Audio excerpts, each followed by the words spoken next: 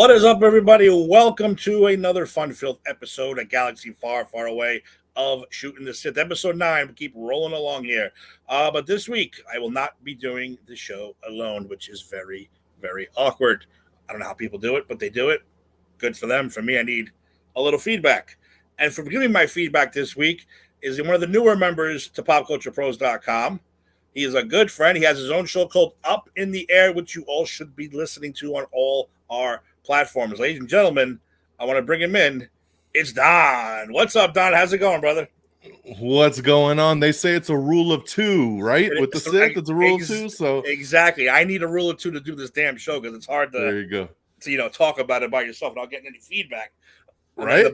The boss is already chiming in. What's up, Steve? Thank you for sharing the show out, man. Because it's hard to do that too with my hand and phone, and I'm talking and pain in the ass. Don, man, what's been going on? How's everything? How's your show coming? How you liking Pop Culture Pro so far? Yeah, no, happy to be a part of the team. I've been running my show, like you just said, solo for a long time. So I host alone. Every once in a while, though, I do some specials, and we, of course, got to always have a guest to get those specials really popping. So I always love getting an opportunity. Like you said, it's so different getting the vibe with someone, having a conversation, going the back and forth. So it's always fun. So I appreciate the offer to jump on. This is the first time I've had a chance to collaborate with the Pop Culture Pros. I'm honored. I'm honored. It's me. I'm honored. Yeah, I'm happy. It'd be one of your shows. I know you're all over the place, so I knew it was a matter of time, whether it was wrestling, Star Wars, whatever the case may be. Well, we would find our way together. You're welcome at any show, anytime. I know we have a time difference, so that's going to be a pain in the ass. We're doing shows. You're getting home from work. I know it's a pain in the ass. But anytime you want to come on, especially a wrestling show too, we like to have more people on the wrestling show. So we absolutely love to have you on that. Lifelong fan. So used to do a wrestling podcast myself back in the day before podcasts were the thing to do. We were one of the originators. But so I love talking wrestling. So that's definitely try to check you guys out. Oh, absolutely. I'm glad I know that. So I said, we'll even work around your schedule once in a while if you really want to come on, especially like news today. What broke today about Vince? That's major news. So that's something I can't wait to talk about on the show. So we like to get more feedback on that show. So you're more than welcome anytime on any show. Are you a football guy too? I'm not. So, I'm going to be your pop culture geek, and that's about that. And we're all geeks. We're all geeks in one way or another.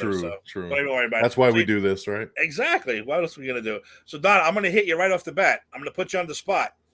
I do this all the first timers on this show. The movies. You got the nine Skywalker sagas, Rogue One, the Clone Wars movie, and Solo. Put them in order for me. Oh my God! All of them? Jeez. All right, give me your top 5. Give me your top 5 in a row. Jeez. God, I've done this before too, and now I'm spacing. You put me on the spot. I would start with Return of the Jedi. I think that's the one that always stands out for me as the best. I would land there. I love Revenge of the Sith, so that would probably be my second. When I did this the last time, and it's been a minute, I have to go back and rewatch the new trilogy again, but I actually found myself liking the third of each franchise. So I was like Return of the Jedi, Revenge of the Sith, and Rise of Skywalker as kind of the standouts for me. Kind of, I don't know if that was the full way I'd rank them, but those, when you look at each trilogy as its own, those were the standouts. Of course, Empire Strikes Back. I love Solo. I actually think that movie's hella underrated. I would definitely, for me, Rogue One is at the bottom. I know a lot of people just love that movie. I do have to watch it again. I've saw it a couple times a year it came out and then never revisited it. So I have plans to rewatch it again right before Andor launches in August. So I can get that refreshed in my mind. But that one just didn't pop for me. It didn't land for me the way I wanted it to. So that's why I'm interested to see how I feel about this show, because I know when that trailer dropped during Celebration, everybody was like, "Oh, that Andor trailer," and I was just like, like I didn't think it was that great of a trailer either. So I don't know what I'm missing with it. I don't know if it's just the complete disconnect of that franchise to kind of the rest of the saga. So that's pretty much I pretty much go like the original trilogy, and then I love Force Awakens. I would just kind of wrap at the bottom with Rogue One, Attack of the Clones, Phantom Menace, kind of in that bottom kind of tier. But definitely for me, the top is Return of the Jedi and Revenge of the Sith. I love those two. Okay, I can get on board with that. Yeah, I am a huge Rogue One guy. I am a huge Yeah, Rogue One fan. see, Yeah, I a lot of absolutely. people are, man. It wasn't just a Vader scene at the end either. It just had that Episode 4 feel. It had that New Hope feel. And I think the special effects with Tarkin was fantastic the way he brought him back. Yes, So, and I'm a big Empire guy. So yeah, Andor. Yeah. I always say Andor is the reason why Andor proves that the Empire were the good guys. Okay. Because he I mean, what did he do at the beginning of that movie? He killed his friend to get away. Yeah. Okay, I said, look, this is your rebel alliance, killing people for no reason. So I kind of like to bust balls with that. So, Okay. but yeah, I what was this now? Terzio. Terzio's not here. Where's Terzio? Terzio, this is Star Wars. This ain't no Mets talk or wrestling. Don't come back here. All right, so Don, real quick too. We haven't been on your first time. Yes, sir. What have you thought of Obi Wan so far? Of course, we're getting the hate. We're getting the haters on the line. We're getting haters for this. Yeah. They hate the kid. First of all, you hate Princess Leia. You have no soul. I think this kid's fantastic. Right. But they're hating Reva. They're hating the special effects. They're not liking the show. Give me your opinion first of the first 4 episodes, and what do you think? Sure. I like it. I dig it. I have really no qualms with this show. So far, only episode 4 was kind of lulled a little bit, but even then I found myself liking stuff. I dug just the more simplified concept of him breaking into the base and trying to find Leia. I think the little girl's great as well too. I didn't know how I'd feel about that when they first brought her out in episode 1. I was like, oh god, not a little kid. I don't know like how is this gonna play into it, but I think she's done a phenomenal job. I like what she's added to it. I heard somebody say it's very much Mandalorian, except it's just Leia instead of Baby Yoda. So, exactly. Which I was like, that is kind of interesting. But overall, though, man, I mean, I don't know. I think it's a nostalgia thing for me. Like I said, that was kind of my disconnect with Rogue One, was that it didn't have a ton of connection. Whereas, other than the end. But with Obi-Wan, it's so great to see Ewan McGregor back in this role. It's awesome to see Vader again. Anytime you can get Darth Vader, and he's just been so badass in this show. Seeing the Inquisitors come to life, and just the show's given me enough of what I wanted that I'm digging it, man. I'm along for the ride. It's crazy that there's only 1 episode left. I don't know how this is going to wrap up in 1 more episode. But so far, so good, man. I don't know where a lot of the hate's coming from. I don't think the effects look crazy. I think everybody's done a really good job. Reva, I can understand a little bit of the stuff. I don't really like that character either, and was kind of happy with how episode 5 went. But I mean, I didn't hate it. Like, I'm not on Twitter, blasting anybody. But yeah, so far, man, I do really dig the show. I'm just happy to see them back. It was cool seeing the flashbacks with Hayden on the new episode, and just, I mean, like I said, to me, it's a big pop. I mean, anything that's kind of continuing that story, kind of closing these gaps between 3 and 4, I'm down for it. Yeah, man, I feel the exact same way. I think my problem with Reva is that she's just Reva. Like, everyone else is an alien with an accent, with a this, and she's just like, whatever, dude. Like, she's like a, I don't want to offend anybody, but she's like a ghetto chick, kind of like just an angry, just whatever, like a normal woman. I think people get pissed off at that. She, all the other ones are all aliens and crazy looking and accents, and I don't know. I just think that's the person. I don't mind her. I don't mind her at all. Character's a little annoying, and I knew the twist was coming. I knew something was up with her. I knew she wasn't going to just be after Obi-Wan for no reason. We'll talk about that in a second. So what do you think of my theory, though, by the way? I mean, it's coming true, really, that each episode so far has echoed a movie. Episode 1 of Obi-Wan was like episode 1, Phantom Menace. You had Luke doing the little pod racing. It was on Tatooine. Episode 2, you had a seedy underworld bar with a couple clones laying around. They had the clone on the street. Episode 3, you got Obi-Wan versus Vader. Someone got a little burned. Episode 4 was a straight-up remake of Star Wars, Rescue the Princess. even with the certain shot with the communicator lying on the was the exact shot from episode 4. And now 5, you got the rebels trapped in this little base being attacked by the I mean, I think that's just my personal opinion. I don't know if they did it that way on purpose. I don't know. Whatever. I like it. I would have never pieced that together. I wouldn't have looked at it that way. But great points. I mean, I could see piecing that together, and I'm sure a lot of it is homages, which everybody loves to do and kind of give us. Again, we're all sucker for nostalgia, so it's giving us these little nuggets to be like, "Ooh, I like that," or "Ooh, I remember that," or "Ooh, that connects." So, I like that. I like that. Well, ever since Lucas said, everything rhymes, all the episodes need to rhyme. That's what everyone talks about. So I'm thinking that's what this is. I think this is, like you said, like a straight up kind of an homage is probably the best word to use. Then we jump into this episode, which by that theory should be a little bit Empire Strikes Back-ish. Yeah. And it kind of was a little Empire Strikes Back. So Don, let's jump into it real quick. The opening scene. Everyone went crazy for this opening scene. You have Anakin Skywalker, episode 2, Anakin Skywalker. They didn't really de-age him that much, maybe a little bit. No. But I hated he looks young enough to play that role anyway. He really didn't age, too badly. What they did a good job on is they had the glow of the lightsaber really coming off his face. Yeah, so it was blue. So kind of that took away from a little bit of the aging that they didn't have to touch. Yeah, that's true. That was really good. But we start with him staring out the window on Coruscant, and you know where he was staring at, right? Do you know what he was staring at? He wasn't just staring out the window. Honestly, I'm putting you on the spot again, Don. What was he looking at? He was looking at that big building in the center. That's Padme's building. That's Padme's apartment. So if you go back to episode 2, you'll see that's what he was staring at. So daydreaming. Obi Wan comes in looking like Jesus. Our episode 2 Jesus, and they had themselves a little lightsaber battle. How great did that feel and look to you when that first happened?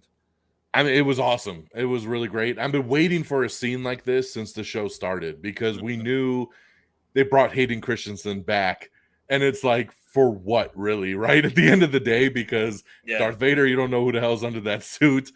The voice is James Earl Jones.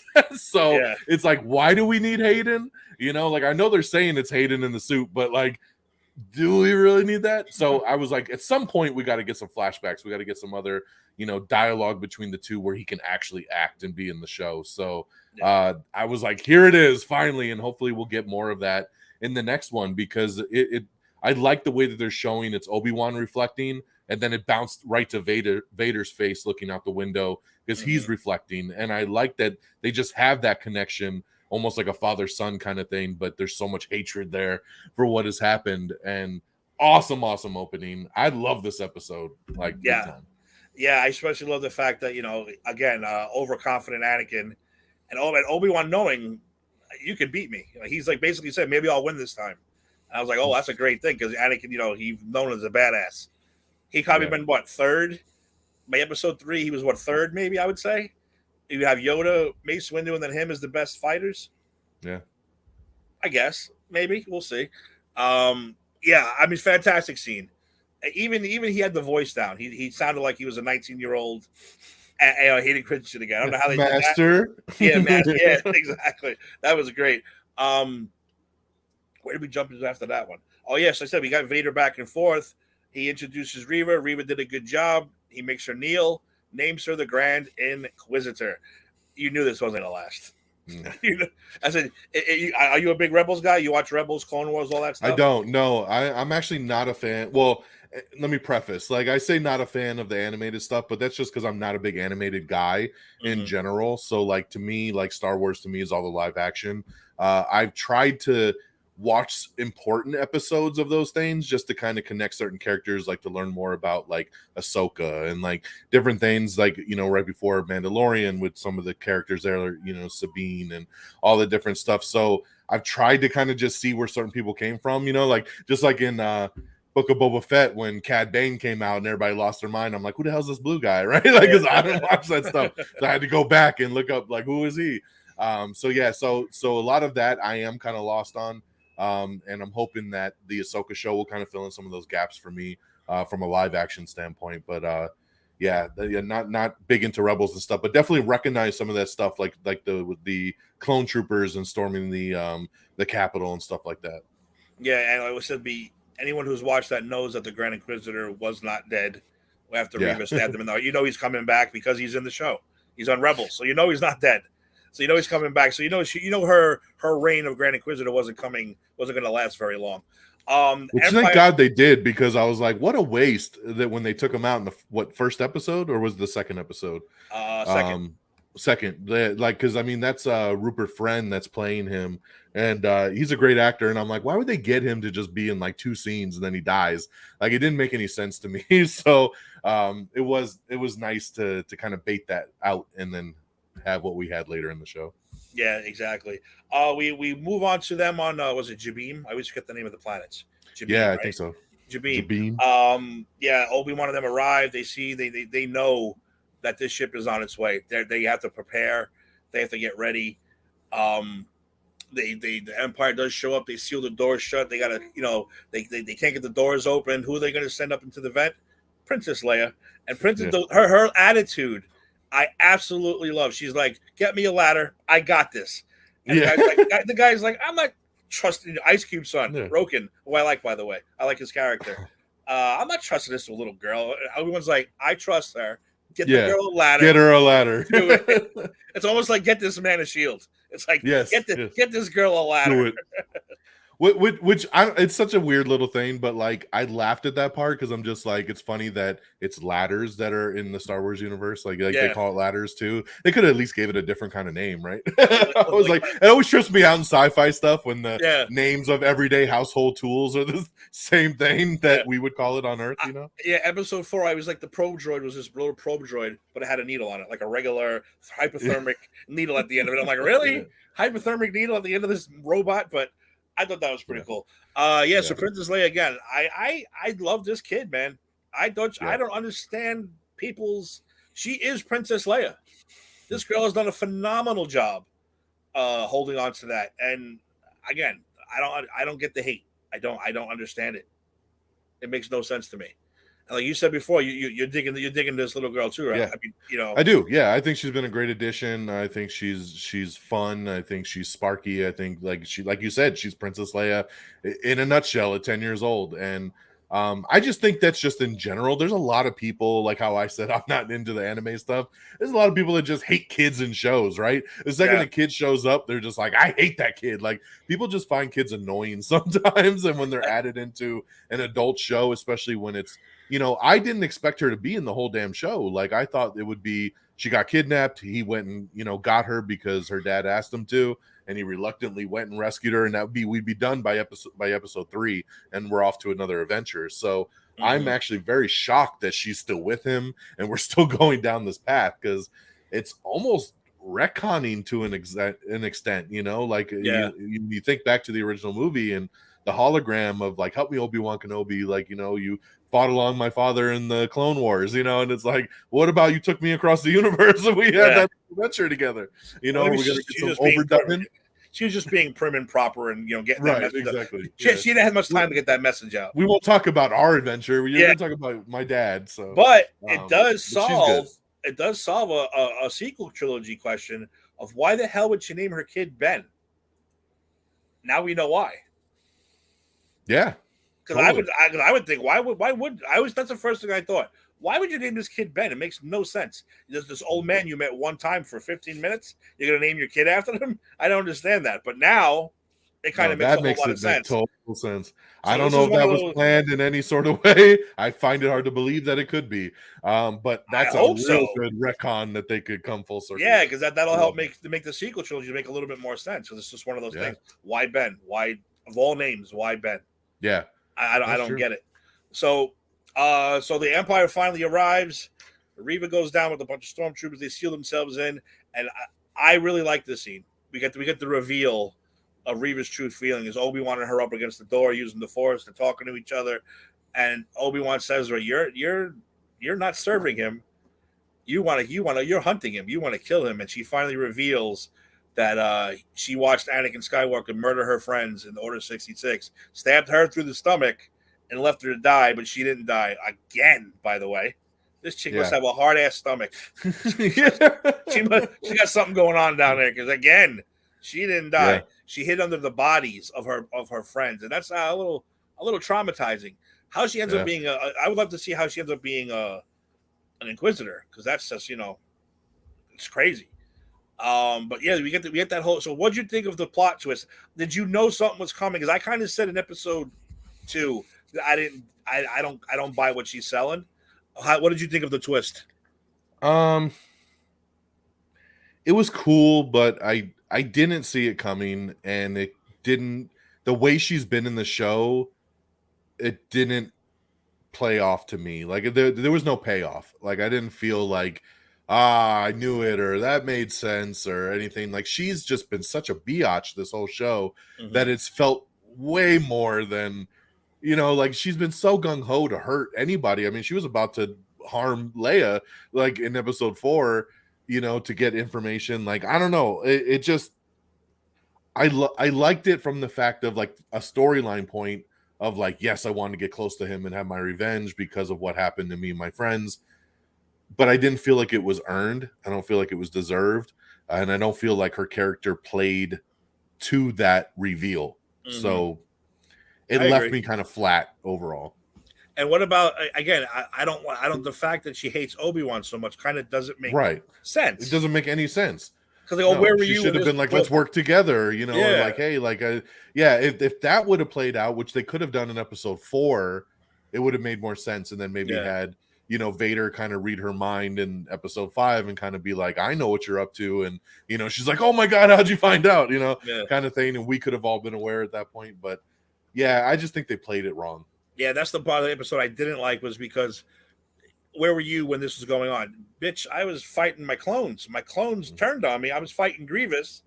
I'm drowning in the water here, and that's where I was when this was all going on. You can't blame me. So her hatred for Obi-Wan really didn't make sense. I thought it was going to be that Obi-Wan was the one that took her from her family. That was my first thought. And she's just pissed off at her whole life, not just the fact that, this whole Vader thing. I thought he was like, oh, you came to me. You're the one who stole me from my family and brought me to the temple. I didn't want to be a Jedi or that, but I was wrong, and that's okay. I don't mind being wrong. Yeah, so I agree with you. I don't think the payoff, it doesn't fit the episode to me. It doesn't fit the story, especially considering what happens, which we're going to move on to now. We'll just jump right to that ending because that ending was fantastic. Vader does show up. Obi-Wan decides to surrender, or to go out there and fight. Let's say, like, you need your weapons. I don't need my weapons. I know how to fight without fighting, and I know what I'm going to do. He goes out there, he surrenders, and he basically tells her, I'm not here to bring me to him. I'm bringing him to you. You're going to do this right now. And he convinces her to send him away with these 2 stormtroopers who Ninja Kenobi, by the way, who I really dig in this series. We didn't realize he could fight so well. He takes care of those stormtroopers, disappears into the background. Vader comes walking through, pissed. And then we get one of the most magical moments in Star Wars. God. If you played the video game The Force Unleashed, you've been waiting for a scene like this all these years. He grabs the ship with the Force, dude, holds onto it, and then wham, rips it out, and then rips it open. And then that was the part that I liked. It was such a smooth boom, boom. Yeah, I was like, holy shit! And he sees the ship empty. I'm on the train, by the way, watching this, like 7 in the morning. I'm like, I'm trying to like contain myself. The ship is empty. It was a decoy. Another ship takes off, and you get your Empire Strikes Back ship taken off. God damn it, I'm pissed off now. Moment. Yeah. But then Reva sneaks up on him, and he says, "Nope." Turns around, grabs her. He's like, "Lady, I knew the whole time what you were doing." Again, now, does this, in your opinion, as great as that scene was, is this a great payoff, knowing that Vader's like, "Lady, I read your mind the whole time. I knew what you were doing the whole time. You never had me." It's kind of like a Vin Diesel moment. You never had me. You never exactly. You know what I mean? So, what do you think of that scene? I loved it. Like you said, man. The second he grabbed that ship, like that was a sit off the couch moment where I was like, okay, yeah. And then like you said, pulls it down, rips it off, rips the door off, and really just rips the whole side off. and you could just see the power, man, like pulling that whole ship down. Like you think about like, you know, Luke struggling to bring an X-wing out of the water and like, you know, an Empire, and then he's pulling a whole ship down.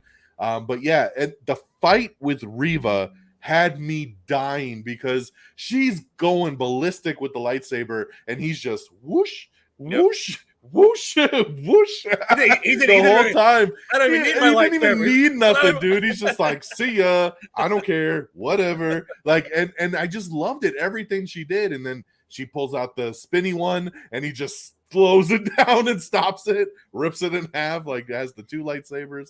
Like it was just, you know, he knocks the one out of her hand, then he zooms it back into his hand.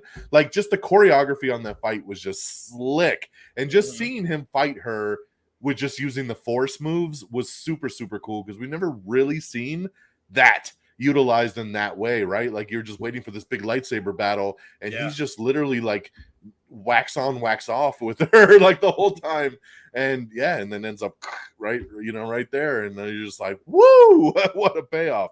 So, and he went back even when he fought Obi Wan, he fought one-handed most of the time. It shows you how strong and powerful he was at this time. He fought Obi Wan one-handed. And now this chick, I thought it was hysterical too. I was laughing, like you said, he was playing with like playing with your food. Yeah, like totally, like a cat playing. She's trying hard as hell. He's just like, I knew you, I read your mind.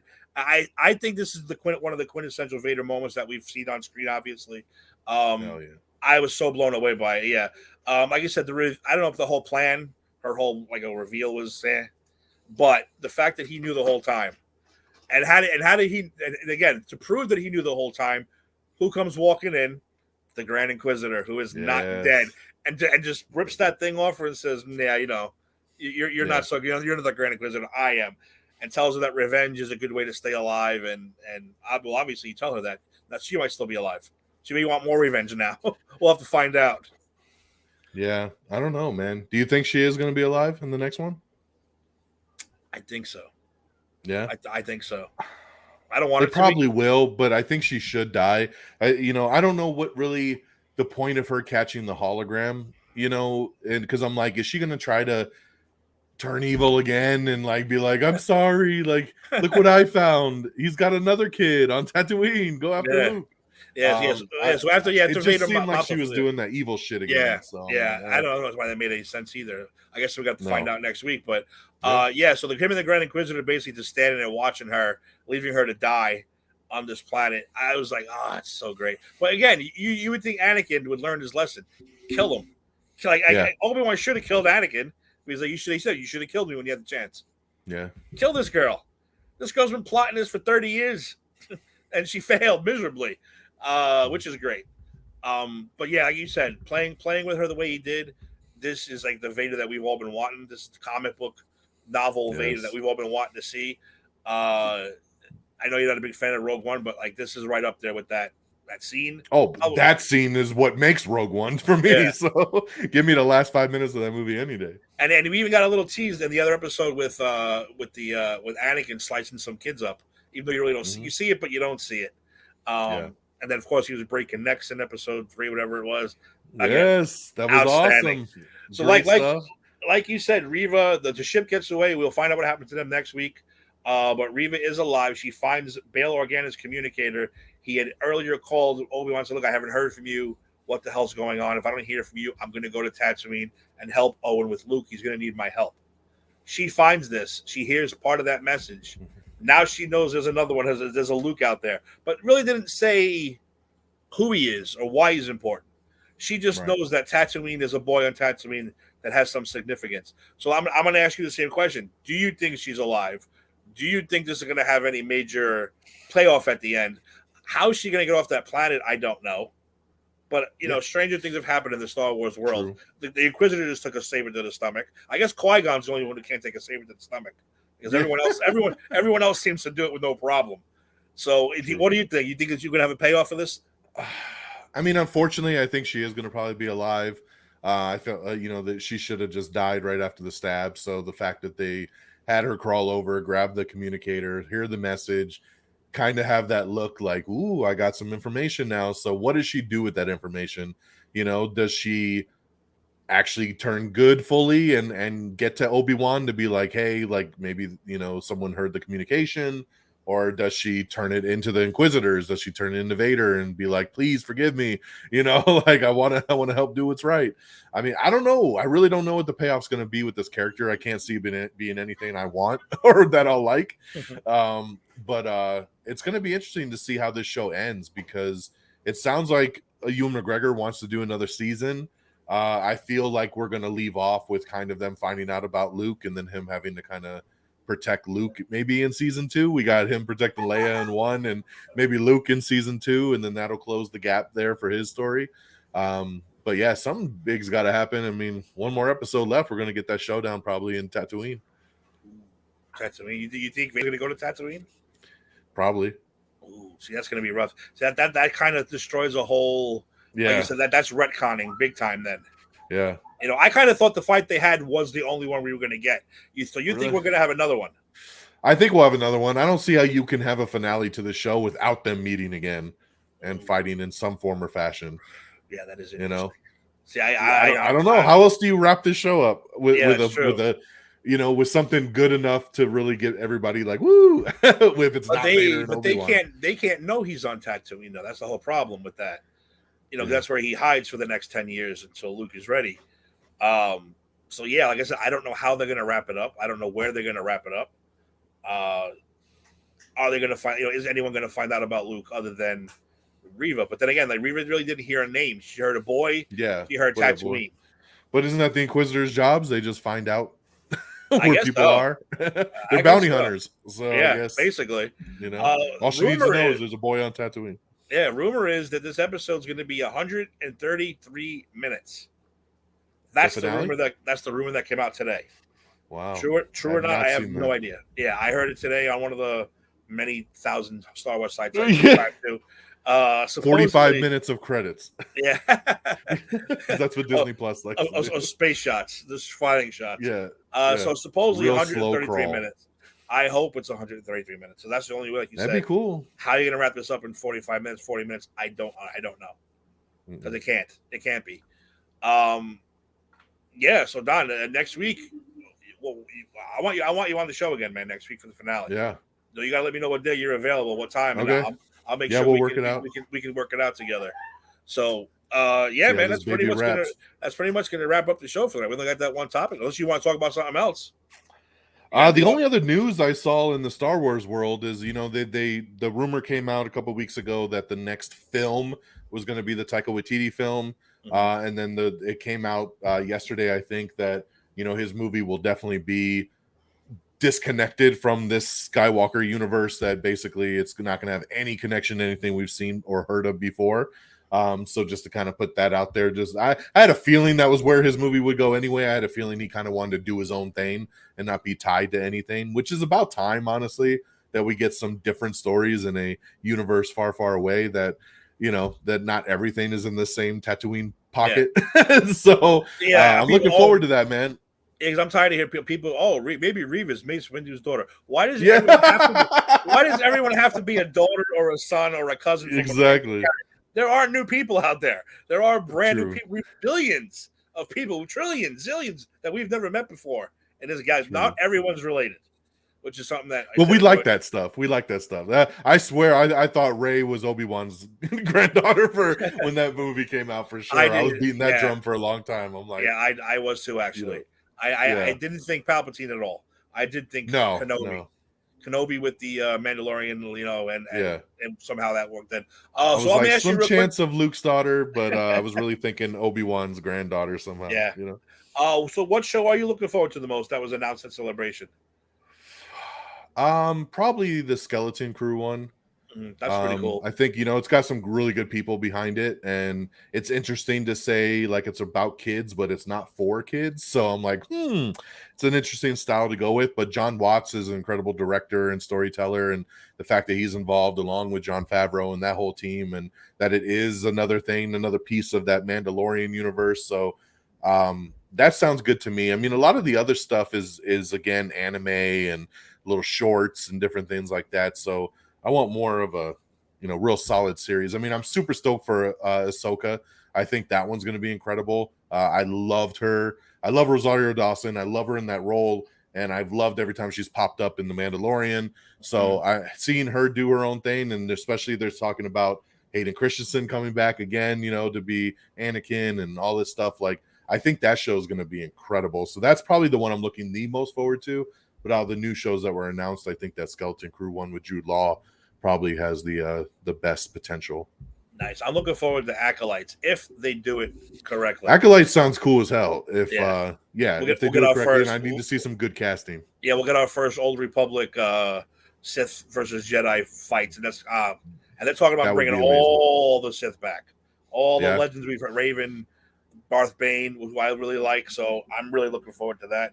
That's probably my number one show at the moment. Of course, Mandalorian, the next season of Mandalorian. Oh, gotcha. Yeah. Which, I'm sad it's not this year. I'm very sad it's not this year, but February we'll get there. But I'm super excited. At least they gave us that episode. Yeah. Do you think Waititi's movie is going to be a comedy, like a Thor kind of comedy, or you think it's going to be just straight up Star Wars? I think it'll have comedic. I think it'll have comedic elements. He is wacky, but I think it'll have comedic elements. I don't think it'll be a straight up comedy. I think that I don't think the Star Wars. I don't think Kathleen Kennedy would approve of that to that extent. I think that was the concern with the Solo movie. Because they had the comedians Lord and Miller directing that one before they got fired, and supposedly as they were making it too slapsticky, too comedic, and that was why she didn't like their vision. So as long as she's spearheading the ship, I don't see him getting away to make it like a Ragnarok kind of movie. But it definitely it's gonna for sure have comedic elements because that's just the way he does things. But I'm super excited to see what he comes up with. I mean, that was a name that I was shocked to hear is going to do a Star Wars movie. I love Taika Waititi, but I was like, Star Wars? Okay. You can get away with that stuff with a Thor, right? But and they've earned it in the Marvel universe, but I'm like, okay, it's a stretch for Star Wars, but I'm curious to see what he does with it, man. Big fan. You think we'll get Filoni doing a live action movie? Yeah. I don't know if it would do a movie. I think they'll kind of keep him in the TV space for now, but yeah, definitely continuing to. It's amazing how him and Favreau become the gods of the Star Wars universe, the gods of the Star Wars TV universe. I even said, hand in the keys and walk away. Even Kathleen Kennedy, walk away. Let these two guys do what they got to do because they've been magical. Absolutely. I mean, good for Favreau, man. A lot of people I have forget. His name tattooed on me, by the way. I met. I don't know. Is it this arm? I met Filoni at a Clone Wars special screening in Manhattan, and he was signing an autograph, and he actually drew like a real quick clone trooper.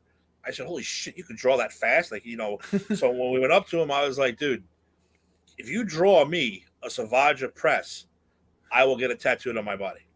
And he sat right there, looked, not even like 2 minutes, signed it. I was like, "Wow!" Shit. So I went and I got it done. I can't. Nice. I don't know where the hell it is though. I can't twist my body that way. But now I'm hoping one day to meet him again. And say, I don't know if you remember me, but I'm the asshole that has I'm your ass. I have your signature tattooed on my body. So that's awesome. I'm hoping to meet him again one day.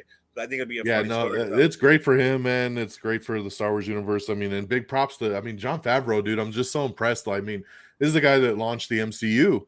As well too, so going from that and kind of now, he spearheaded the first Avengers movie.